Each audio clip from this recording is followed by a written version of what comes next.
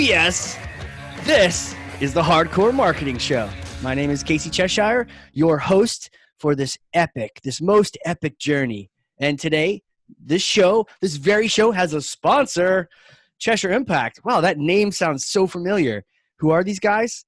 They're on a mission to help you maximize your use of Pardot and Salesforce. CheshireImpact.com. Bam! Now, my guest today is really cool. I don't know who has more energy, her or me, and I don't know if it's the coffee or this is just how we both roll. She is awesome. She's a business coach, marketing strategist. She's also a marketing funnel strategist. What? What is that? She likes building marketing funnels and getting people into them.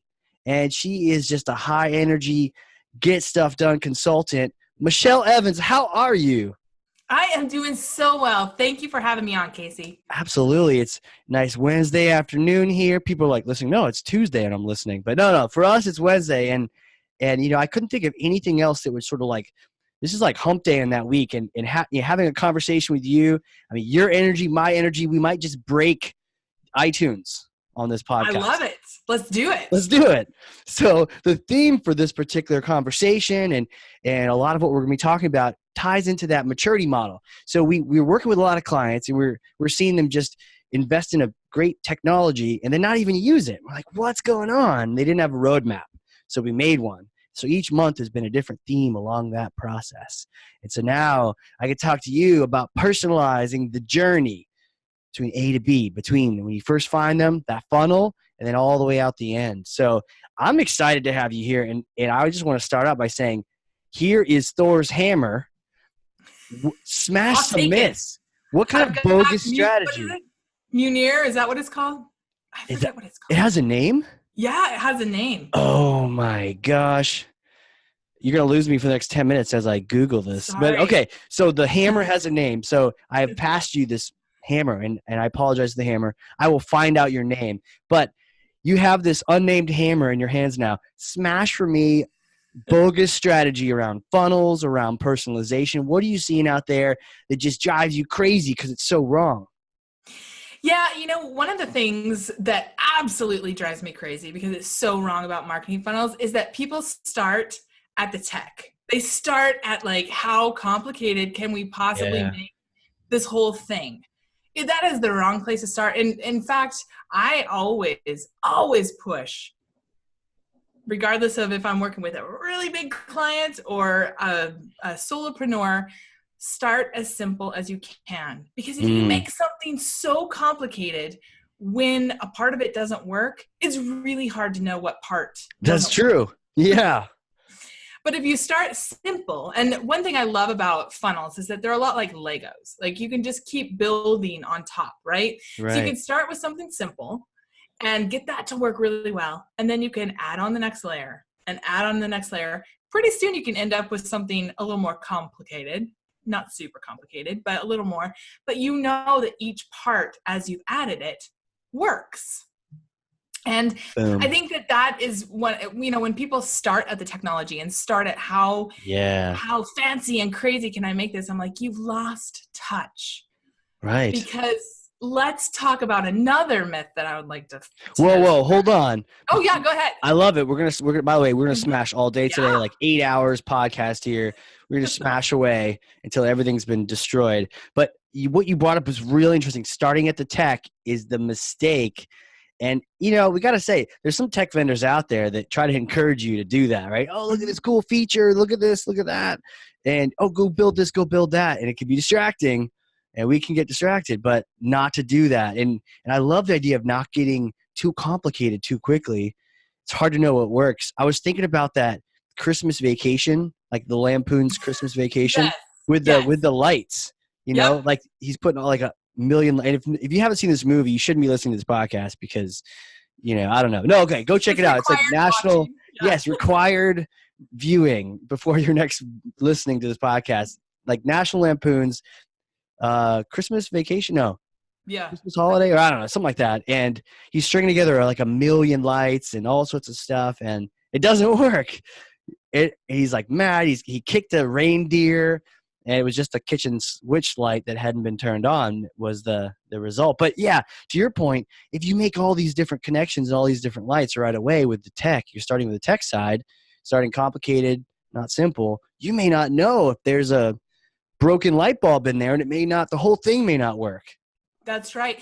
And look, Casey, I love technology. I mean, I worked at Microsoft for a long time doing marketing. Damn. I love technology. The thing is, though, is that we can't fall so in love with the tech that we lose sight of the humans that we're trying to get through that tech. Yeah, right? The humans. Good yes. call. Yep. Yeah. The ones with the actual credit cards that they're going to buy, or the ability to actually purchase your thing. Right. The actual customer. Yeah. Yes. Yeah. Because technology really just enables this system to happen. But it shouldn't be that complicated. And like you said, like with the light switch that wasn't turned on, same thing with a funnel. If you start so complicated, you're not going to know which light switch you need to try to test. Totally. Yeah. And so it's much better to just go bit by bit and figure it out and get things converting, get things going, and then just keep adding on. Totally. And I get the sense that you want to focus on the person too. Because let's just be honest. Let it out here. Yeah. Have a seat in the hardcore marketing couch. Smash those. We're gonna kick up our feet. Yeah. Here's a box of tissues. Just share. If you don't understand the conversation going on in your buyer's head, if you don't understand what's really happening there, it doesn't matter what tech you use. It doesn't matter how sexy your headline is. It doesn't matter how fabulous your webinar is or your event or however you're marketing your stuff.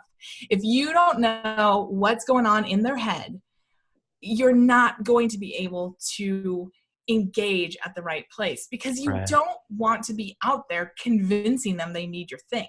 Right. You want to step into the conversation they're already having of a pain that's happening in their workplace or in their personal life, depending on what you sell, right? And so there's another myth that I hear all the time is that B2B is so different from B2C. Not true. I mean, there are different ways that you're going to go about engaging them and different things that you're going to put in front of them.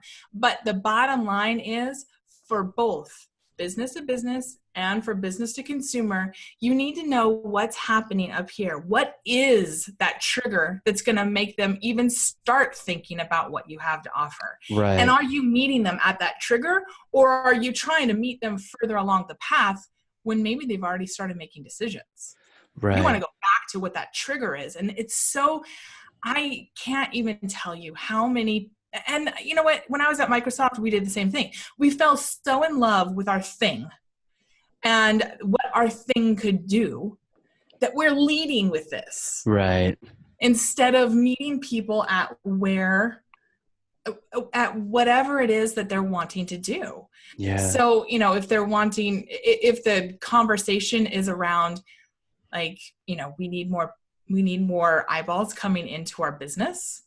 Okay. How does your thing meet them there? And how can you lay out a path to take them from, we have this identified pain, to, wow, this is a solution that we didn't even know we needed. Right. Yeah.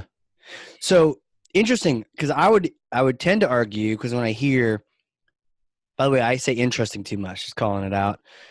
So slap the monitor if I do it. But things are just so, I love talking and learning things. So, normally, I kind of reject the notion, because B2C versus B2B, I'm like selling ASIC shoes versus, $48,000 software product. The sales path might be different. But what I get, and this makes a lot of sense, the common denominator is not the B, right? It's not you. It's the fact that there's a H, there's that human over there. So no matter what's going on, if you get lost in the trappings of the fact that you're B2B or B2C, you miss the point that you got to learn about your buyer either way. You do. And again, it goes back to this idea of, don't fall in love with your delivery mechanism. Oh, yeah. Don't fall in love with how you're connecting with people. First, fall in love with what's the problem that you're solving for them. Sure. And then where are they hanging out trying to find solutions to that? And then what's the best way forward? Right. Because I've seen, I mean, look, I worked on marketing initiatives that had huge, like eye-poppingly huge budgets. Nice. At Microsoft, and we would fall so in love with what we were already doing, or that we would lose sight. But when I stepped back and said, okay, what is actually the conversation that we want to have with people? What's the conversation they're already having? How do we meet them at that conversation before they even start down this path? And then engage them along the way and really personalize this to the journey that they're going on. Help them discover, like, this is what we need. And if you're talking, and I worked in banking as well. So like I sold free checking accounts, and I sold massive business, for developers to do huge housing developments. Jeez. Really different audiences, right? Yeah, totally. But you need to know what's the conversation happening here so you can step into it. And then, how you go about it will be different, of course, because where they're hanging out and looking for stuff is different, and who they trust is different. But if you don't start at what's already happening there so that you can set the stage, as I always talk about, set the stage for the conversation that you want to have, get them primed, get them ready so that they're asking the questions that lead them down your path. If you don't start with that, it's really hard to make those sales. Yeah, makes sense. Falling in love with the process. I think it was even like Tony Robbins says, sell the result, not the process. We get Absolutely. in love with, we're going to come in and we're going to do this and geeky terminology, 3-letter abbreviation, and it'll be grand. And it's like, okay. It's like, actually, we're going to help your company grow because you're going to have more leads and you know what to do with. Oh, that sounds good. I like that. Sign me up for that. Either even like features and software or services, to your point, anything you're selling, it's not about those little intricacies that you're all geeking out on. It's the end result for that person on the other end of the line. So my question is, where do you start? Because you've been in, the big Microsofts, all sorts of different marketing projects. How do you start? A couple times you said, know the convo in their head. So what ways do you go about extracting that? I don't know if you have like a cool computer thing that like plugs into their brain or something. That'd be sweet. Wouldn't that be awesome? Try that out. Maybe Vulcan mind melds, just like I see in their brains, their buying process. Like, how do you extract that? That is a great question. And again, it's going to depend on kind of where your audience is and the assets that you currently have. Okay. So let's say that you have a website that has a good amount of traffic coming to it. Sure. Put heat map tracking software on there and see what people are looking at. Okay. Where are they going? What are some of the things that they're doing there? That's not going to tell you exactly what's going to happen there, but there's also some software that you can pop up a little like one question survey, right? If you have one thing that you want to know, it's really easy to put that on there. I even have a messenger bot on mine that says, so it's really easy. Sign up for like mini chat and you can do the free option and just test it out and see how it works. And you can just ask people one question or try to engage them in a conversation. So that's one way. Do you see like a one question across the board? Or if there was one question I could ask and I don't know what to ask other than like, hey, what's your favorite ice cream? What would you ask, do you think, on that site? Does it change company to company or? It'll change company to company and the kind of offer that you ultimately want to have, because you need to know where you're taking your people, right? Yeah.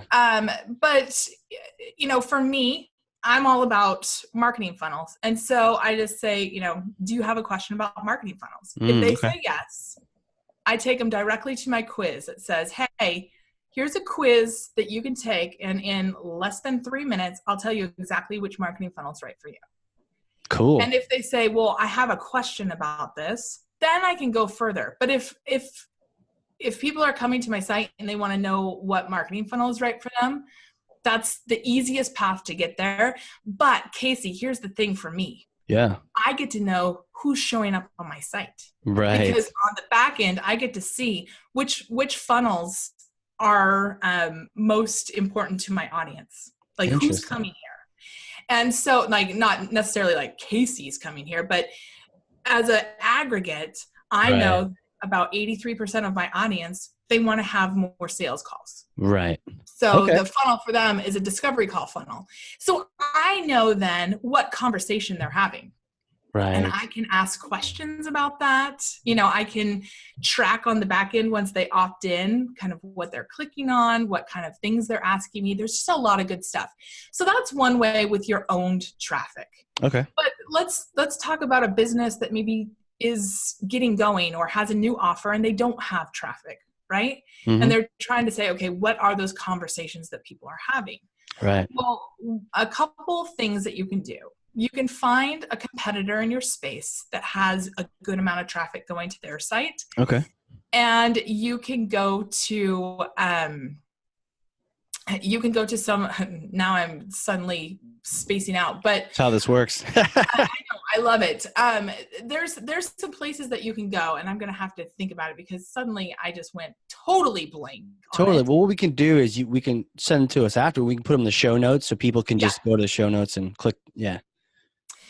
I think it's SEM Rush, but you can go to these sites and you can basically spy on your competitors in terms of how many visitors they're getting, where their visitors are coming from, and kind of who their visitors look like. Right. Now, another one that you can go to is Buzzsumo. Okay. Yeah. Take a look at what are some of the trending things in this space. And if you really take a look at where is it trending, so you know where your audience is. Yep. And if they're blog posts or videos, you can take a look at what are some of the questions people are asking within that. Those are great ways to find out what's happening. Yeah, blog posts. Cool. Facebook groups, LinkedIn groups, all these kinds of places, they have such a wealth of information about what people are raising their hands for. And even like Uber Suggest, you can go to that and just type in like your keywords that you want to see, and it'll pop up all of these things that you can go check out that are trending online. So there's a lot of great resources where you can step into that. Got it. Now, your best insights are going to be from survey feedbacks from your own people. Yep. But if you need to go find new people, those are great ways to go find new people. Got it. I like that. The idea of that community-based research of the communities that are out there or the competitors or the blog posts, like the things that are out there that maybe you didn't even author or not even related to you, but it's maybe a competitor like you mentioned, or just that community on Facebook or LinkedIn, wherever it's at. That's really cool. I mean, there's talking to them, there's surveys, just lots of different ways, but I like the fact that we're going and gathering information. We're listening more than we're talking, sometimes we can talk because we're supposed to, podcasting, but as marketers, we got to listen first, figure out what, to your point, I love that what you said, what are the conversations they're having, and just the idea of like conversational marketing has just been one of those things that I'm kind of like gravitating toward and really getting behind. I know Drift talks a lot about it because they've got a chat bot, but even beyond that, whether they're talking to sales or talking to you on your chat bot or find your email, we're having conversations with their buyers, and those are the important ones. It's just interesting. I like the whole concept of it. They're critically important. Yeah. They're critically important to just see, like, where are people confused? What are they asking about? What are they starting with? And as you were talking, I was thinking of one of my IT clients. They sell IT support services. And they have private Facebook groups that they've created, and they're very B2B. They're like selling to, chief technology officers. And stuff, right? And for a long time, they resisted having a Facebook group because they were like, these guys don't hang out on Facebook. But they asked at an event, they created a Facebook group, and those groups are insane with people asking questions, saying, hey, is anybody doing this? And the insights that you can get from just community engagement is incredible. So it's just knowing what to look for, but also just saying, I need to get in the heads of my buyers, of the conversations they're already having. If you start there, it's amazing what kind of new opportunities will come your way that your buyers, your audience is going to serve up to you when you know what to look for. Right. Huh. Now, I've got a question for you. Diane asked this. You are the funnel wizard dress. Is it wizard? What's the? I think it's probably witch. Oh, okay. Well, hey, do you want to be the funnel witch or? Connotation, right? Yeah. I mean, I sound like a muggle here. I don't even know what the proper term is, but the high priestess of funnel. So, maybe define that, because I've worked with some, I think, but just you're doing it all the time. You clearly have a passion for it. You can't stop talking about it, and I'm sure you're just chomping at the bit. But like define, like what is this funnel? Yeah, that's a great question, and it's probably the number one question that I always get asked is, what the heck is a marketing funnel? Because a lot of times people think it's just the technology. Mm-hmm. And, that's the first thing we started with is it's not just about that. Not. Smash that thing. Yeah, smash it down. Basically what a funnel is it's a way for you to engage your audience in the conversation you want to have with them and help them along the path, building trust, showing that, why you or your company, why this offer is right for what their pain is, and why now is the time to do it. If you can set that stage before your sales team, or you, if you're selling it yourself, gets on a phone or does a webinar or has an event, your chances of closing the sale go up tremendously because you've already built that buy-in, right? Right. And I've seen this across B2B and B2C. I've seen it across everything. They've got funnels in B2C land? Yeah, there are funnels. I mean, okay, so let's talk about that. So do you remember like Columbia House Records and BMG and stuff? Isn't like 30 cents and you get like 90 CDs or something? Yeah, like $1 and you get like, like 10 or something. And I didn't think you were that old. Yeah. Oh, yeah. No. Oh, yes. How do you know about those? That's crazy. Next thing you're going to start naming Nickelodeon shows, and then it'll be all over. Downhill from there. That's awesome. So those are like some older kinds of funnels, right? Totally. Where you would kind of buy in, and then you'd be along that journey. But there's a lot of funnels that are B2C. I mean, I think about vitamins. I think about the hair stuff that I use. Like these are all funnels where they get you in with a specific product and then they just take you on this journey and you just keep going along and building the insights. But even like one of my favorite stores locally is Nordstrom.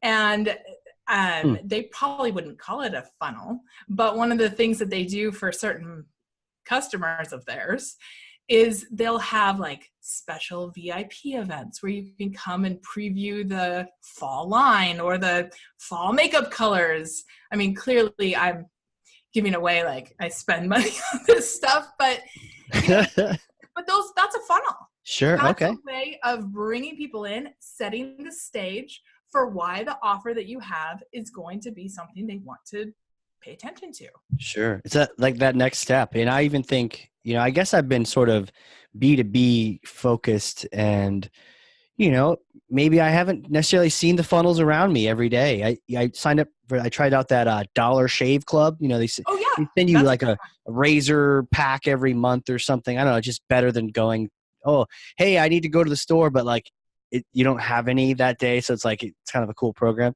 But yeah, they're always like, hey, buy this gel, or hey, buy this other thing, or hey, buy this other thing. And they're just sort of working that next step with you.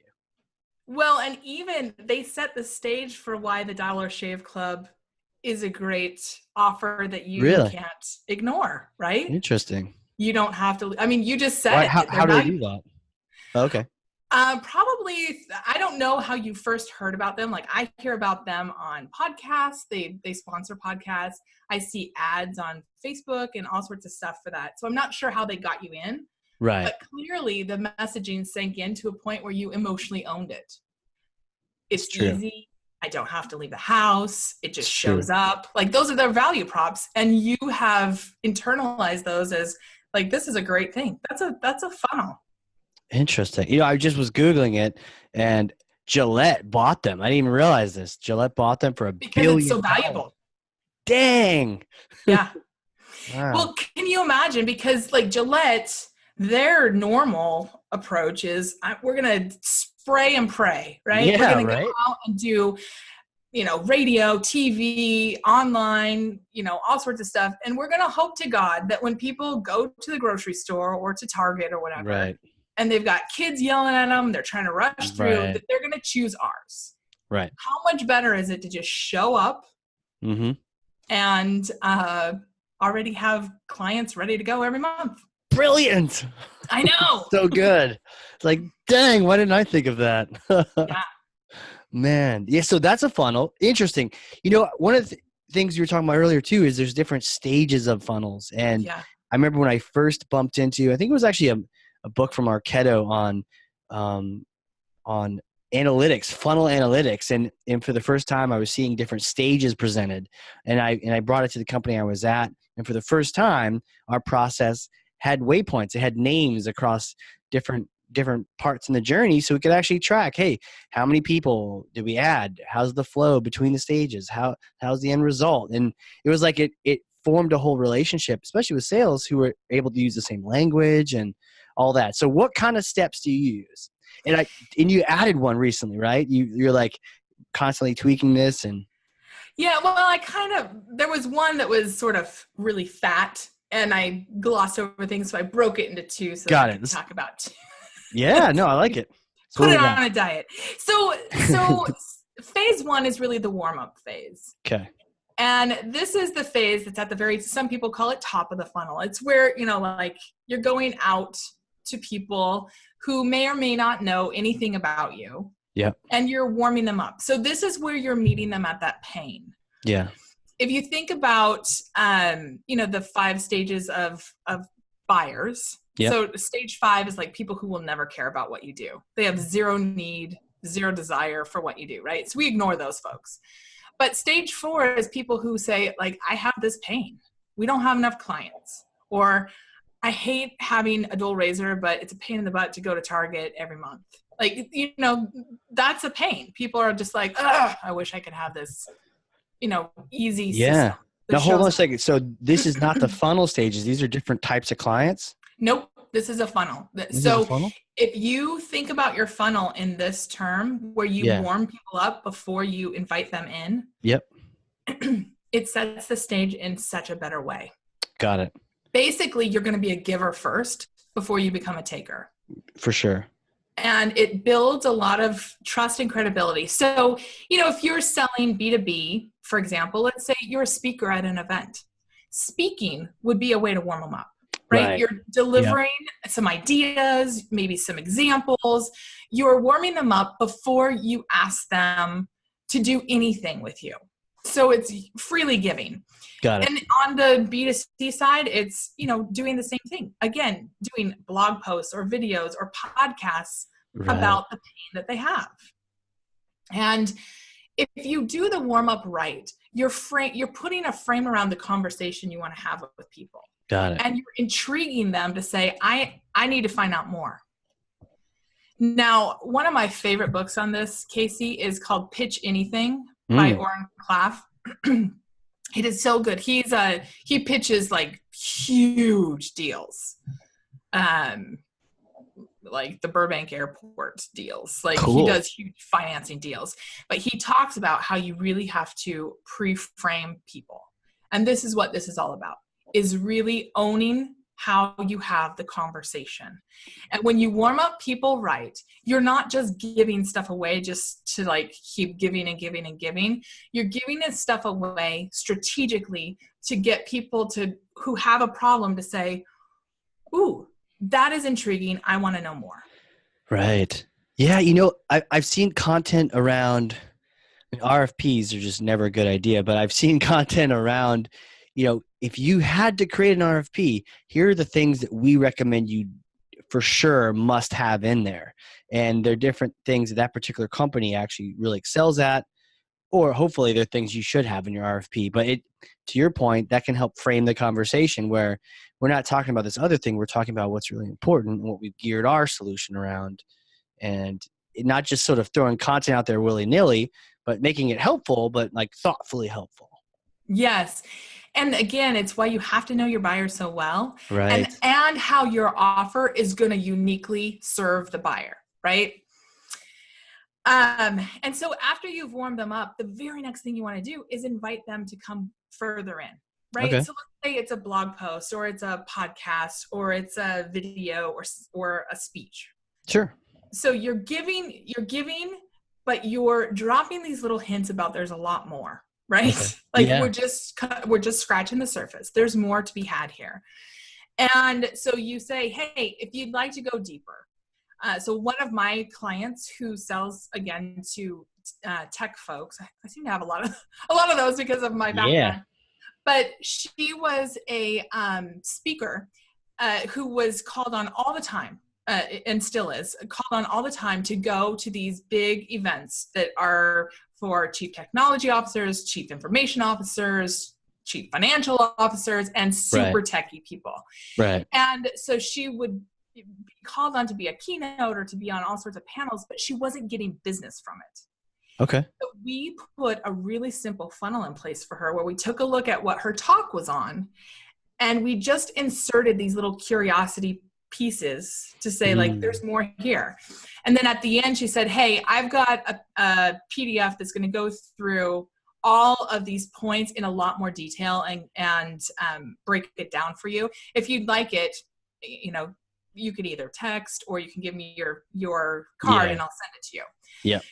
The first time she did that, and this was like 2.5 years ago, she closed more business in the 8 weeks after that talk than she had in the previous 12 months. And she sells big things, like things that take a lot of approvals. Yeah. And then in the time that followed that, she was just like, I cannot believe how well this works, because what she's doing is she's warming them up properly. Right. And then she's intriguing them to go further, and she's framed the conversation. She's framed. So it's not about price. It's not about all that stuff. I mean, those come into consideration, but it's more about here's the pain and here's why it's critical that this gets solved, because it's going to be a business stoppage or something. Yeah, that makes sense. What do you call this? Is the second stage, right? I just say invite in. It's the invite them in stage. Yeah. Dinner party time. Invite Now, there are like technical phrases for this, but I like to use these more humanized words. Yep. Because I think that it helps keep us in that frame of we're talking to humans. Yeah, it's a good point. You can get crazy if you start calling things MQLs too much. You forget that there are a bunch of people in there. Yeah. And trust me, I can get super nerdy and go deep into the techie stuff. But when I'm talking with clients, I always say, remember, this is the invite them in stage. Right. Invite them in. This is where we're inviting them in. We're inviting them to come further. And it just gets a different frame of mind. Absolutely.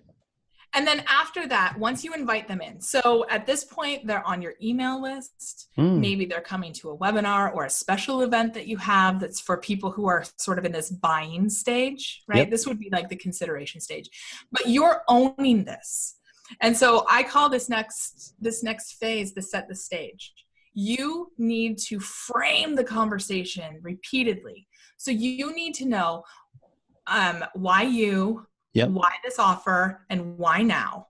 And you need to get that clearly in their head so that, again, they emotionally own it. Like they want Casey's who are spurting out, that's what we want, is we want people to emotionally take in our value prop to a place where they almost forget that was marketing.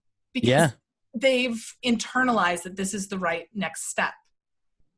100%. And that's what a really good funnel does, is it sets that stage so that the sales conversation is a really natural just continuation of where you're going. Because that's the fourth thing is offer a clear next step.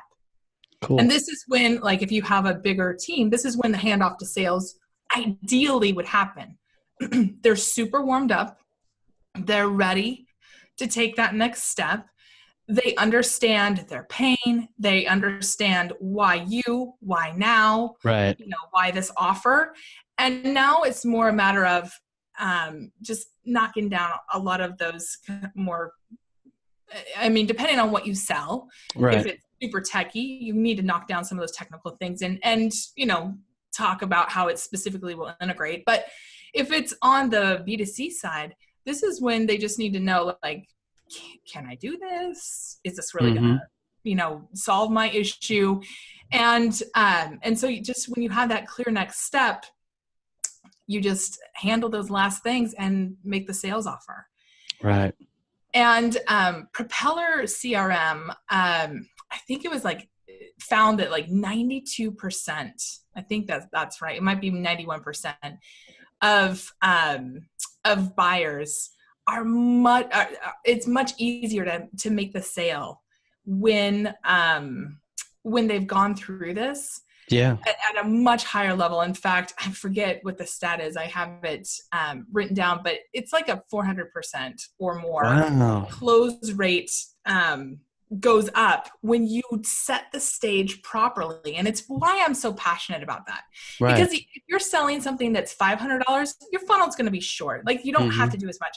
If you're selling something that's, $1 million or, a few $100,000, your funnel's going to be a bit longer. But it's still the same approach. You just have to understand kind of what are those things that you need to knock down and the beliefs that you need to build up. Right. So that people go, I need that. Yeah. Because even in the B2B world, you need people sitting in that decision-making room advocating for you and your solution. That like internal champion. Yeah. Yep.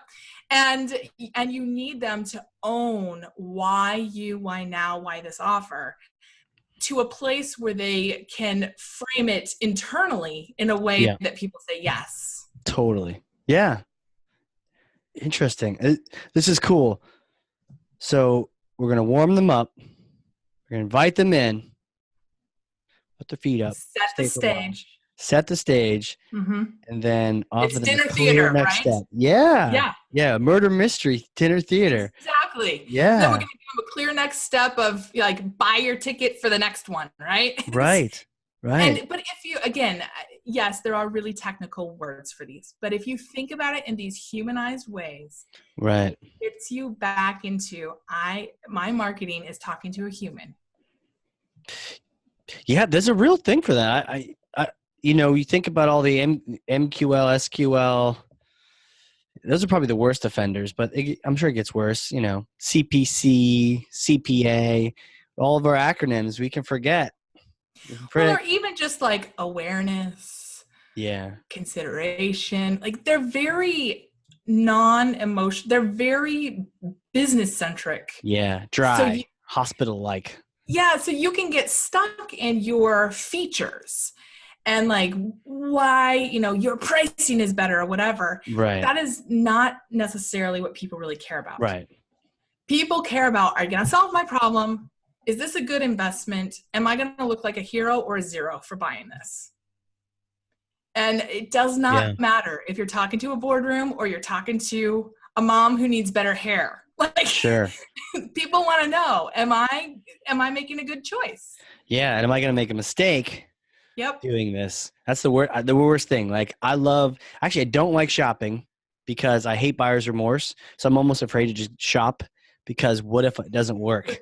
Like, what if I'm a doofus and I bought the wrong thing? Like, this is the worst. So, but I tell you what, when I have a really good purchase and whether it's, big software that I love using or a Zolo hiking boots, like either way, I'm just like, it's to your point, it's that emotional level for me that these are my favorite hiking boots ever, that kind of thing. Yeah, and then you take it on. So next time you need hiking boots, that's probably what you're going to go buy, right? I literally bought the exact same one. I just bought them, and I had them for like something like 8 years, or maybe 6. I don't know. Time flies. But I bought the exact same ones. It was like, no. I love these boots, and a little pricey, but you know what? They've lasted bajillion years, so worth it. And they just make my feet happy, like little happy campers. So it was like, duh, gotta get this thing. Yeah. I mean, let's just be really clear.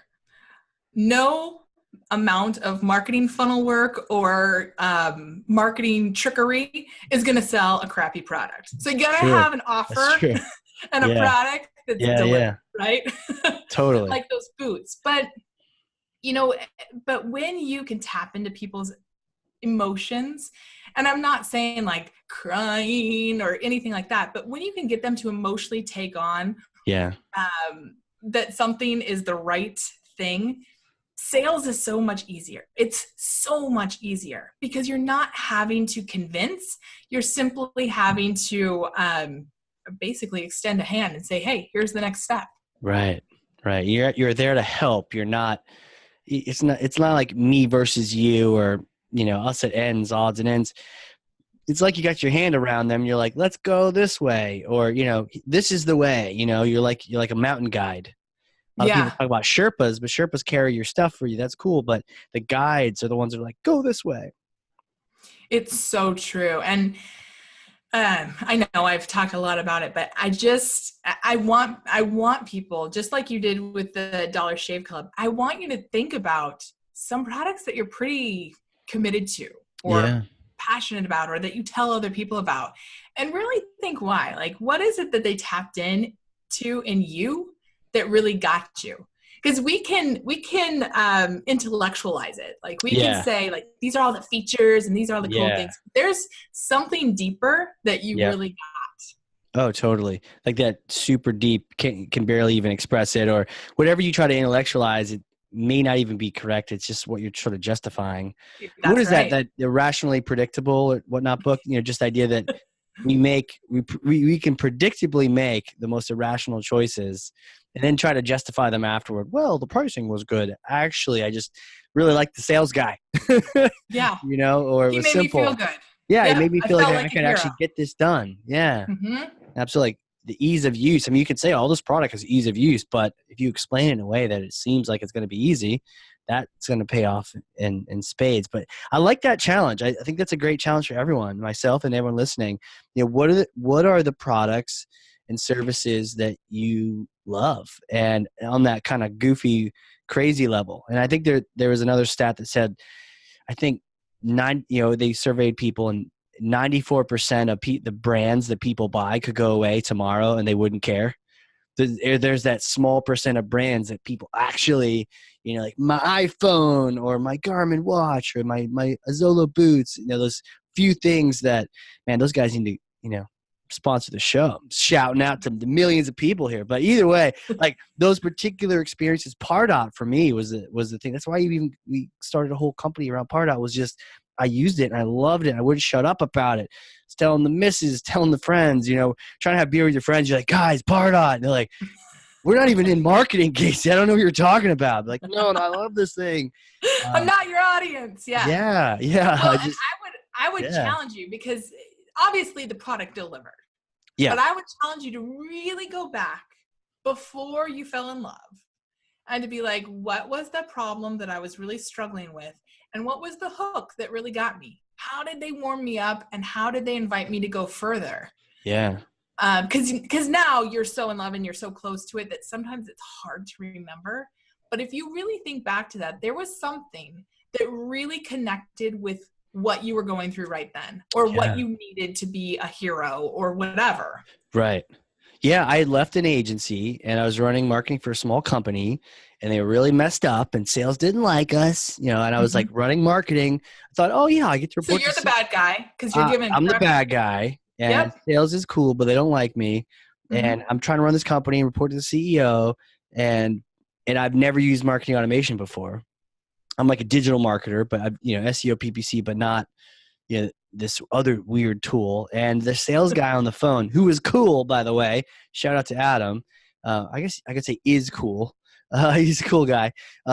He was like, look, man, it's capture, nurture, automate. That's what we're going for here. And I was like, oh, everyone else was like, look at our crazy features. Look at all, like we were talking about earlier, look how cool we are with our process and our tech. And he was just like, no, man, look, set this thing up. You're going to capture more people. You're going to nurture them all the way to being sales ready. And you're going to automate some stuff so that you don't have to do so much busy work. I was like, makes sense. So let's break this down. Yeah, break it down. I love that, by the way. Break it down. Yeah, you are overwhelmed because you're in this new role. Yep. Kind of feeling like you're failing. Sure. Sales, the cool guys, you can't have lunch with them because they hate you because you're giving them bad leads that aren't shitty leads. Yeah, totally. I mean, I worked at a startup and I had the same thing. Yeah. Where if you don't deliver good leads, you are out. Like, sure. Just like, don't even talk to me, right? Yeah. And then, you're thinking like, I report to the CEO. I'm looking like an idiot now. Like, sure. These are probably some of the thoughts that were going on. What did I inherit? Like what? And then I was sending emails on NetSuite, shout out to NetSuite. I hate your email system, but of course it was 8 years ago. So hopefully it's changed since then. But yeah, everything was just wrong. It was a mess and it was overwhelming. Like that's the pain that you were in. Holy crap. This is overwhelming. I don't know what to do. Right. This guy gets on the phone and he realizes this is not a dude that wants to hear all about all of our cool features. Right. This is not a guy that, I need to go deep. This is a guy who's swimming over his head and he wants to know what's the simple lifeline I take. Yeah. Now, are there a lot of things that the system can do? Yeah. There's a lot of features. There's a lot of benefits. But he met you where you were. And he threw a lifeline and he said, come forward. It's just 3 simple things that it's going to do. And you're like, that's what I need to be a hero. Yeah. Right? Yeah. I need to capture more people. I need to nurture them and I need them to close. Yeah, totally. Yeah. It's interesting when you break it down like that. It's fun. And these are the kind of things we should do with our buyers, which I think it's great that we're talking about it now. It's just that, these humans that are shopping for your thing are having these same thoughts, not necessarily exactly the same, but they have thoughts. They're out there, and it's good to know. You need to get inside their brain to know what those are, and then make decisions from that. Yeah, I can't even tell you how important it is. If you do nothing else, if you just understand what the challenge is, what the problem is that's getting people to raise their hand and then clearly meet them there and take them forward, everything will be better. Even if your marketing is ugly, even if your website's ugly, if you meet them and talk to them like that, I mean, that didn't even require a website. That required a phone call. That's true. But, it can be simple as long as you know how to meet your buyers. Yeah, meet them where they're at kind of thing. Now, I have a question. Speaking of meeting your buyers and conversational marketing, you mentioned earlier you had that little pop-up saying, hey, what's up? Do you have funnels? That kind of thing. But then you offered them the ability to figure out what funnel. I think it was what funnel's right for you. Yeah. There's a right for you? There's more than just how do you, tell me more about that. There are yes. I mean, I don't want to overwhelm people. I can nerd out on this stuff. Oh yeah. Nerd out. It's okay. If you're if you're listening to this and struggling, that's fine. Hang in there, but you can try to blow me away with stuff. Yeah. Cause I don't want to add to overwhelm, but this is hardcore marketing, by the way. So that's right. This is not light core. Yeah. If you have to start at what is your goal? Are you trying to get people on the phone? Are you trying to get them to an online event like a webinar? Are you trying to get them to an in-person event? Or are you trying to just send them to a sales page? Let's just start with those 4, right? Right. There are different funnels that will work better for each of those. Interesting. Now, the third thing is that some people in my audience are just getting started and they don't really have an audience. So if you have no audience, one of the first things you need to do is figure out where that audience is so you can start attracting them. And so I have a funnel for that as well. But you have to start at the end goal. What is it that you're going to invite them to go do, to go buy, to go, take action on? And so then you work backwards from there. What are the things that I need to put in place so that I'm setting that stage? I'm bringing them forward. I'm opening some pain points. And so this makes sense. So you're customizing some of the different elements that are in that process. So maybe you could pick one I don't know, hopping on a sales call or something. What kind of different things do you put in that than you would put into maybe something else? Or maybe you have an example like that where some specific things you put into it. Yeah. Well, okay. So back to the example that I gave you earlier about my client who is a really highly respected keynote speaker, right? Yeah. And she's really good at some super techy things. Right. And so her goal was to get people on the phone. So she goes to these events so that she can meet people, she can follow up and do sales calls. Yep. But the problem is doing sales calls just for the fact of like dialing people's numbers and staying in touch is not very lucrative, and nobody can pay the bills, Yeah. right? Yep. You need people who are ready to engage in a sales conversation. Right. And so for her, what we needed to do was say, okay, we know that you have these warm-up opportunities of being a keynote speaker. And she loves to speak. Like, that is one of her favorite things to do. Totally. And we know that we want people to get on sales calls ready to move forward in the sales process, Right. not just stay in touch and maybe, buy in 2-3 years. Right. That happens, but we want people who are ready. And so what we did is we backed it up and said, okay, what are some of the pains that people would be dealing with? What are what are some that we can close quickly so we can open the pain, kind of give a tip or two, close it, but then open the next pain. So it's a copywriting technique called PASOP. Wait, what's it called? PASOP, PASOP. And so if you think about setting up your marketing funnel in this way, it's going to vary depending on what you're selling. If you're selling something that's $1 million, you're going to have a lot more of this, right? Right. But basically what it does is this: identify a pain. Okay. Agitate that pain. Agitate it with a story, with I like that. What's at risk if you don't solve it, of something that's in current events. She's in tech, so she could like point to hacking stuff. Like there's stuff that she could point to that everyone's aware of, but you need to have them like have their antenna up of, oh my God, this is actually something that I care about. Cool. Right? Yep. So pain, agitate. You want to talk about what's possible to solve it. So the S is solution, but you're not like laying out an 18-point step-by-step solution. Right. You're just saying, like, imagine if you didn't have to worry about that. Imagine if this wasn't like, you're just like tapping into that, curiosity factor. Curiosity is one of the most powerful emotions that you can tap into. And if you do it right, it's tapping into it in a way that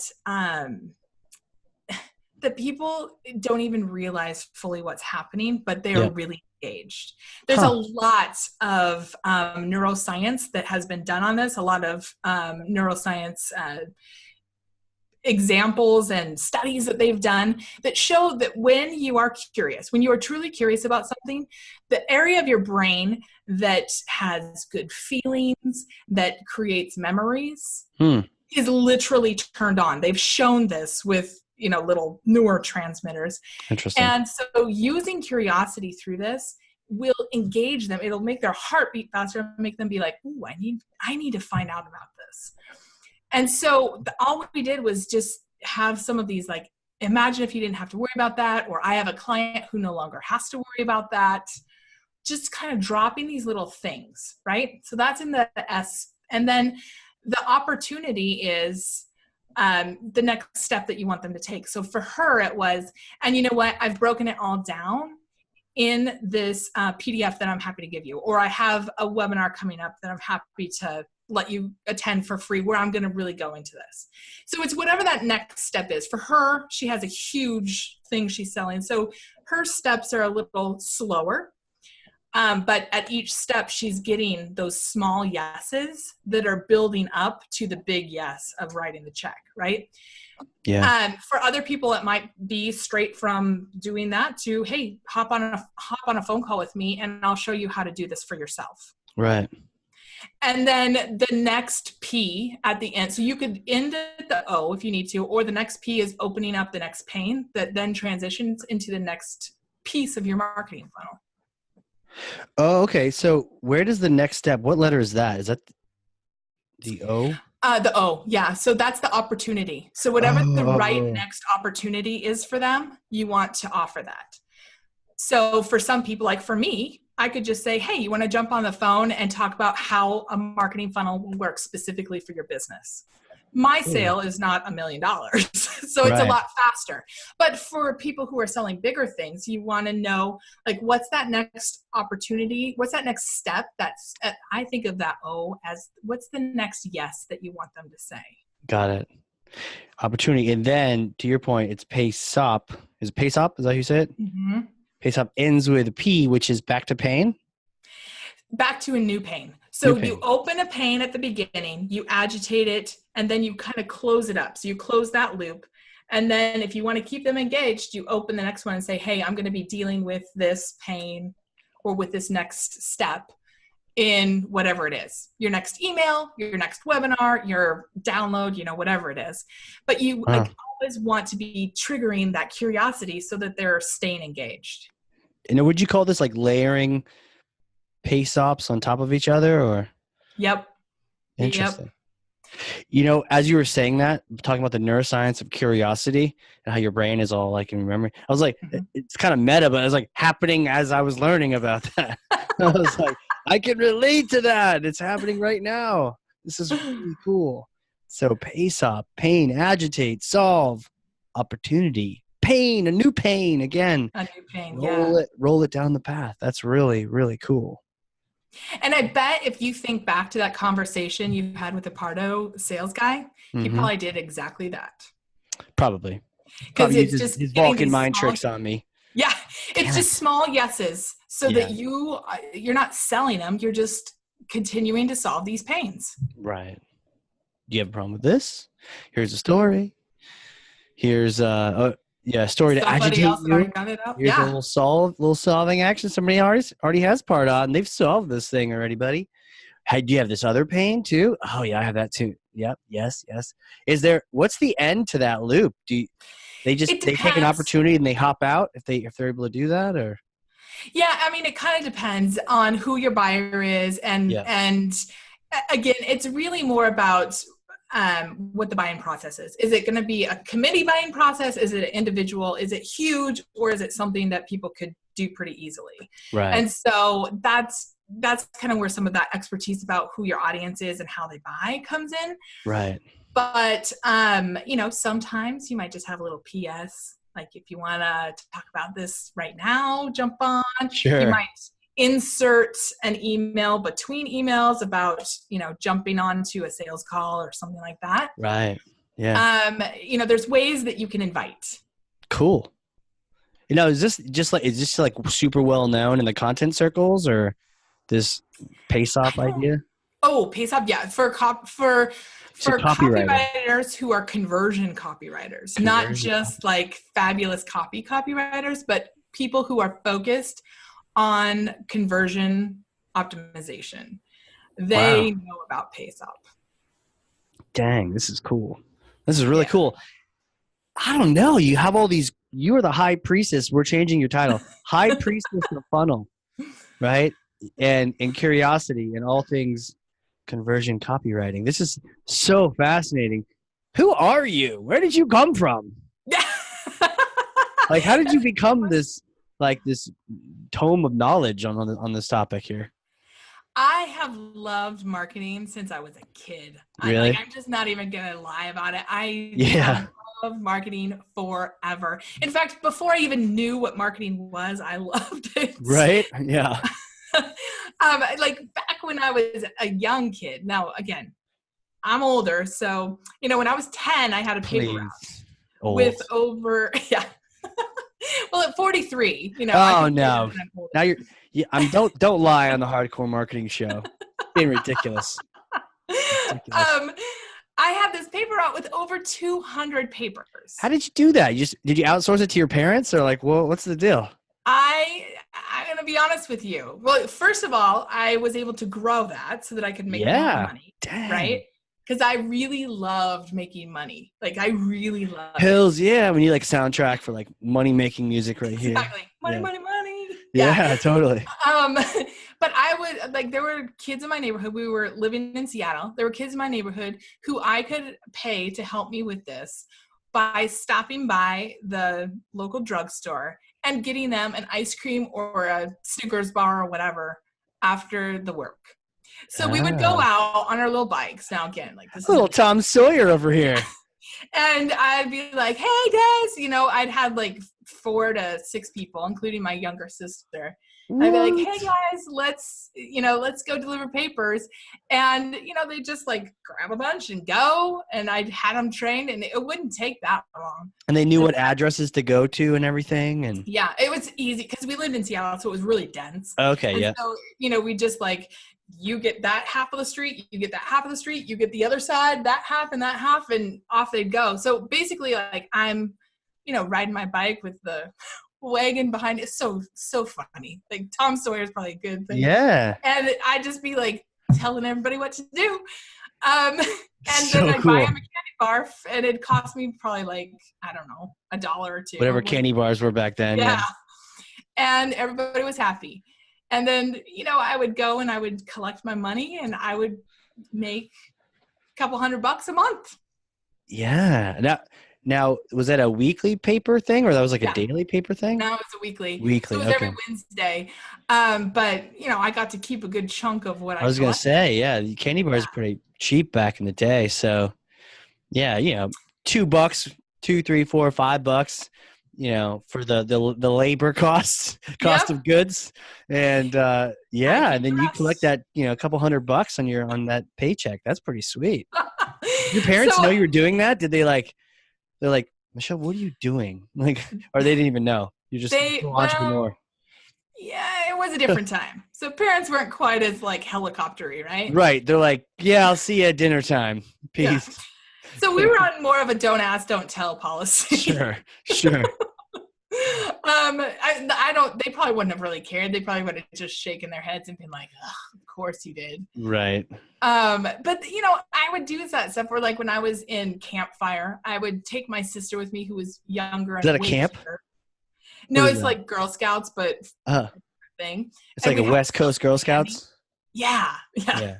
We'd have to sell candy, and I'd take my sister because people would not say no to her. Right. She was young and cute, and I would just be like, you know, I need to earn my badge or whatever. Right. Make it to camp. I sold candy as a Boy Scout, and you'd always wear the uniform. So they're like, oh, look at you. You cute little uniformed toddler boy, like selling your $1 candy bars, you know. Popcorn was kind of a little harder to sell, but yeah, those candy bar sales. Okay, so you brought your sister, so you're kind of. I'd dress her up in my old uniform. Oh, yeah, jeez, that's awesome. I was always about how can I win? How can I get the top sales? How can I get stuff done? And you know, it was fun because it really helped me fund like going to camp, or I love to do sports and stuff. But my mom and dad were always like, you gotta pony up some effort here. So that's how I would do it. And then, you know, when I got older, like in high school, I was in junior achievement. Do you know that? Yeah, I heard of that. Yep. Yeah. So I did like the store at school, and we did like a fashion show and all this stuff. And so I really got to learn a lot about marketing before I was even out of high school. I worked at the mall at a clothing store. So I was all about like, how do you get into people's heads and get them engaged and get them to buy into whatever you're doing. I mean, even like I was class president. So even like vote for me, right? Jeez, I didn't even know I was talking to class president. I know. It's so cool way back then. But should I have mentioned that in my introduction? Should we go back and edit that and say? Yeah, that was a long time ago. We'll add a couple decades to it. The 2013 high school class president. Yeah. Yeah. Or like the 1993. Okay. Not too bad. We're pretty close. We're pretty close in graduations. So yeah, it was a long time ago, but But, just getting people to buy into your message. What is it that people care about? How do I align what I'm doing with what people care about? How do I step into that conversation? It's been a natural thing of mine ever since then. And then I went to college and I got a degree in marketing. I did tons of marketing internship stuff there. Yeah. Because I just couldn't get enough of it. That's the way to do it. The internships, for the kids out there going to school, it's like, cool. It doesn't really matter what you didn't learn because you probably didn't learn anything. What matters is those internships. And that looks so good on LinkedIn. Like, hey, I did a PR internship. I did this, tech writing, like all these. So my resume, it was crazy. Someone told me it looked like a circus clown resume because it was just all these different experiences I was trying out. But I was collecting little pie wedges, my little Trivial Pursuit, little Casey career guy. It was awesome. But yeah, to your point, like that's where you get some real learning at. Well, and it's where, again, to people in college trying to study stuff, it's where when you go to job interviews, you stand out because you can talk about specific examples instead of just, oh yeah, in theory, or we studied this in school, because that's not exciting. People want to know, can you apply what you've learned and how have you applied it and what results do you get? Yeah. I keep telling people to drop out of college and just go learn Salesforce or just start doing it. But I probably wouldn't get, too many speaking opportunities at a college campus if that was like my byline, like drop out. Go do something more interesting. Yeah. Although if you want to be a doctor or True that. Something that requires some level of expertise, you might want to stay in. Yeah. Stick that one out. But for marketing, I agree. There's nothing, let's just be honest. Pretty much everything that I learned about marketing, and I graduated from college in 96, that is not how you do marketing anymore. Yeah. It was almost outdated by the time I graduated. I think it was, yeah. You come into it outdated. I learned about how to write press releases with like triple hash marks on the bottom, right? That's the hashtags I learned about. Well, and I know exactly what you're talking about. And like, press release? How to write memos. Like, who writes a memo? Right. Teach me how to write a blog post, people. Come on. Yeah. Come on. Or how to succinctly talk about your ideas in a way that engages the audience you're trying to engage, internally, externally, whatever. I wonder if you can even teach that though. Like you're good at writing or not. It has to be real life examples. I don't think you can do theory stuff. Yeah. Oh, agreed. But you learned marketing theory. Mm-hmm. So later on we'll swap notes. You can tell me everything I missed because I went computer science. So it was like not even close, I went marketing theory and psychology. So cool. That was probably the real fun part that you had to justify doing the marketing part. That's cool. Did you learn a bunch of psych? Is that where the curiosity came from, or you've always sort of had a thing for psych? I've always had a thing for understanding what motivates people's behavior, which is why I went to psychology for all my science credits. But then I was just hooked. I never wanted to be a psychologist, but I wanted to get into just the understanding of what makes people tick, what gets them to take action, what gets them to just roll their eyes and be like, whatever. Yeah. Because even back then it was like, okay, how do you even know if it's good marketing? Like, who cares if it's a really flashy TV ad if nothing happens on the bottom line? Like, it's hard to build a great career and a great story about yourself if everything is just flashy, but there's nothing results-wise holding it up. People want results. Totally. Yeah, results matter. That's what really matters in the whole thing.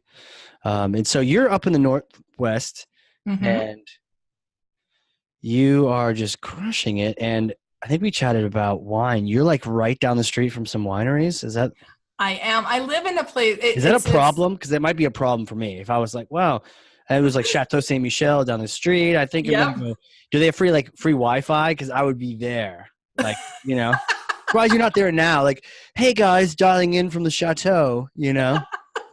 Just me and the VIP wine tasting room. The grapes backdrop is the grapes. I do. I live in a suburb of Seattle called Woodinville, and there are over 100 winery tasting rooms within, I don't know, maybe like a 2-mile radius. It's crazy. And it's busy. And Chateau Saint Michel is one of them. It's not even a mile from my house. You could run there. I mean, that would be like my exercise, right? Like, I'm going to go run there, wine, run home. Probably Uber just home. undid everything like it would not be good. It's a fun place to live. There's also a lot of like microbreweries and micro distilleries. Right. But I'm just not even going to lie. We have 3 kids and all of the kids are into a gajillion activities. And so I don't even really have that much time anymore to go to all the wineries. Yeah, no, you don't at all. Like, yeah, I was just talking about babysitter rates, and apparently when you have 3, it costs more than if you have 2. I didn't even know that. But what are the rates around you? I would be interested to know. Well, everyone is trying to be like all friendly and generous and going right to $10. I'm like, man, that is like fast food. Why are you doing that? This is New England, right? Cheap. But yeah, you have $5, and we're looking at someone who was like $8. That sounds like a good deal, But then but the mom then bumped it up and gave her $12 an hour instead. I was like, don't do that. Teach them scarcity. But what are the rates over there for you? Right now, I'm so jealous. I'm shooting eye darts at you. Oh, no. We are lucky if we can get somebody at 18. It's usually about 25 an hour. And that is just the going rate around here. We have a nanny during the summer, and it's usually 25 an hour, plus we supply the car, the gas, and all the money to go do stuff. A nanny sounds cheaper than hiring a babysitter. Damn. So 25 an hour? Mm-hmm. Wow. This is like some 16-year-old kid just being like, yeah, $20 an hour. The 16-year-olds are probably 18 an hour. Dang. That's if you're a babysitter and you're listening to this, it sounds like you need to move and go out there. Don't do that, but you could. Yeah. You very well could. Wow. So I can see why here I am complaining about that extra $2 to get me to 10. And you're like, you're like 10 different from me. Yeah, like the eye darts, right? Yes, the eye darts.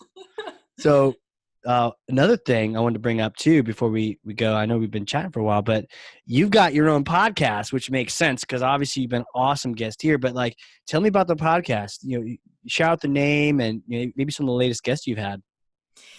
Yeah, well, my podcast is called The Marketing Funnel Show, and it's funny. A lot of my guests are actually clients or students. Okay, that's cool. Where we talk about the journey of creating a funnel, because I'm trying to demystify and break down, like, how do you get into your buyers' heads? How do you do this and not get so tangled up that you can't move forward? And so, so those are my guests. And I have some amazing clients and students who come on and talk about I have one who is a fashion consultant. So she helps their wardrobes, especially professional women. And she talked about how marketing has never really come together for her. And she learned how to do a funnel. And now she's like sold out. Super busy. Oh, wow. Yeah. Now, some of my bigger clients, they don't come on because we have serious NDAs about what we're doing. I love to feature just people who are really good at what they do and how they can create a funnel. But then I also go deeper into how to get into your buyers' minds, how to structure, that whole PACE-OP series, all that kind of stuff. Because if we break it down to little nuggets, it's a whole lot easier than when you try to just take it all in and be like, oh my gosh, I need to learn a whole lot of stuff. Right. Huh. That's cool. I wrote down a couple episodes. Looks like 42, why you need a funnel for your business, kind of like we're talking about here. Another one, how to hook your audience with irresistible content. Yep. 7, that looks like that's all about curiosity. Oh, okay, I'll have to check that one out then. Yeah. Yeah, I talk about, I think in that one, I talked about a neuroscientist who did this study. His name's Dr. Raganoff at I think the University of Southern California. I might be wrong on the university, but in any case, about some of the research that him and his team have done of how curiosity is irresistible for your audience. What's his name? You said there's a professor? Dr. Raganoff. I can send you the spelling. Raganoff. That's cool. Have you, I don't know if you bumped into Nancy Harhut. in your travels, I'll introduce you. She's really cool. She does a lot of chats and conversations and stage keynotes all about behavioral science, but like real behavioral science and marketing. And I chatted with her. We went deep on like some of like the marketing theories, but then how they personality theories. Like it was personality behavioral theory, PBT, I don't know, something like that, and how that applies to marketing and how you use that and not. So I wrote this blog post on it on LinkedIn, but it took me forever because it was like 5 minutes of chatting with her is like, wow, there's so much here to unpack. But yeah, I'll have to connect you to. Yeah, I would love it. Yeah, because all these things, the more you understand either your company or yourself, if you're a solopreneur, and how you engage people and what curiosity triggers to pull for them, the better off your marketing will be. Okay. I mean, clearly, right? like mic drop. Now do the mic drop thing. So that's like, boom, done. So where can people contact you? What are good places to seek you out? Smoke signals, LinkedIn, what's good? Well, my digital home is MichelleLEvans.com. MichelleLEvans.com. Okay. .com, and they don't even do anything with it. They just want $8,000 for it. Oh, so no, they really? Yeah. So they're a squatter. $8,000? Yeah. Are you going to do it? No. That's why I have That's an $8,000 L, right? That's why I have the L. Yep. No, I'm not going to reward a squatter. Yeah. I hate that, man. Just scooping that thing up. What if people scooped up a bunch of popular names? That'd be probably a smart thing to do. Yeah. Well, and mine's so generic. There's so many. So that's the best place to find me. Okay. Go to the website. Got it. We'll put that in the show notes as well. Facebook, LinkedIn, good. Twitter as well? Yep. All of it. All the things. At Michelle L. Evans. Okay. Boom. You got the L everywhere. That's cool. Yep. I got it everywhere. Wouldn't that stink if you got it everywhere except for like Twitter or like LinkedIn? You're like, everywhere there's an L except for here. Well, on Facebook, it's Michelle L. Evans Official because somebody else already had the other one. Oh, I see that. But that looks cool. Yeah. Like official. So I'm official. You're representing yourself. Well, this has been cool. I don't know if you looked at the clock, but like time is like morphed by. Yeah. You've like, well, that's why we like block off a bunch on the calendar because just in case. But this has been awesome. Thank you for having me on. It's a great conversation. Yeah, totally. No, thank you for being on because I've been learning a bunch, and that's the best podcast for me. Is like when I'm learning. I've got like 2 pages here of notes here, and my curiosity part of my brain has been like, I'm actually going to remember all of this now. So this has been really cool. Yeah, I've enjoyed it. So thank you so much. Absolutely, thank you, and everyone else out there, if you learned something and if you didn't, like punk, like wake up, you missed, you go hit rewind, start at the beginning. If you learn something, even something quick or simple about funnels, obviously you got to check out our podcast, but share this with someone else so they can hear this and get that message and ideally get connected with Michelle. This is awesome. So all you out there, share this with a friend. And this has been the Hardcore Marketing Show. We will catch you next time.